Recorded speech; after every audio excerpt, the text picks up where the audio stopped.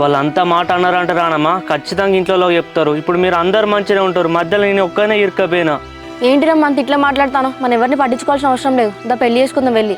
ఇంత జరుగుతా అంటే నువ్వు పెళ్లి చేసుకుందామని ఎట్లా అంటావు రానమ్మా? ఇక పెళ్ళొద్దేమదు, నువ్వు చక్కగా అన్వేషణనే పెళ్లి చేసుకో. ఇక నీకైనా పిచ్చారాము? ఎందుకు ఇట్లా మాట్లాడుతున్నావు? నీ మీద ఇష్టం పెట్టుకుని అన్వేషణ ఎట్లా పెళ్లి చేసుకుంటా? ఇప్పుడు పరిస్థితులు మంచిగా లేవు కదా రానమ్మా, ఇలాంటి టైంలో మనం ఎట్లా పెళ్లి చేసుకుంటావు? నువ్వే ఆలోచించు ఒకసారి. ఎవరి గురించి ఆలోచించాల్సిన అవసరం నాకు లేదు రాము. నాకు నువ్వంటే ఇష్టం, నీ గురించి మాత్రమే ఆలోచిస్తా. ఇంట్లో జరిగేదంతా నువ్వు చూస్తాను కదా రానమ్మా. ఇలాంటి టైంలో మనం వెళ్ళి పెళ్లి చేసుకున్నా కూడా మనల్ని ప్రశాంతంగా బ్రతకనియరు వాళ్ళు.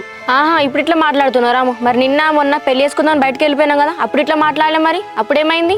నిన్న మొన్న ఉన్నట్టు ఇప్పుడు ఉన్నాయా రానమ్మా పరిస్థితులు? ఎంతసేపు నీ గురించి నా గురించి ఆలోచిస్తావా? ఇంట్లో వాళ్ళ గురించి ఆలోచించవా? ఎల్లుండి షాపింగ్ పోతా అంటావు, ఇంకెనిమిది రోజులలో ఎంగేజ్మెంట్ అంటావు అన్వేషణతోని. ఇలాంటి టైంలో ఎట్లా పోతాం రానమ్మా మనం?